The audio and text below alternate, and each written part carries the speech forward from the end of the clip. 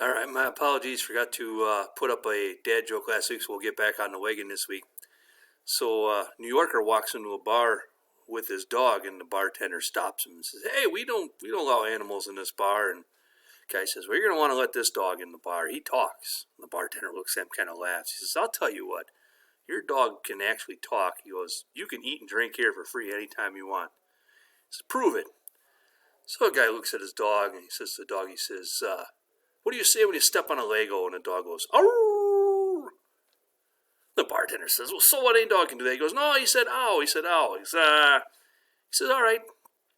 Says the dog. He says, "What's on top of the house?" The dog says, "Roof, roof." Bartender's still not amused. He says, "Hey." And owner says, "Who's the greatest Yankee of all time?" Dog says, "Ruth, Ruth." Bartender says, "That's enough. Bruno, throw him out." So the bouncer at the bar comes over, grabs the guy, grabs him by the back of the jeans and his shirt, throws him out of the bar. Dog follows him out, stops at the door, looks over his shoulder and said, "I know I should have said DiMaggio."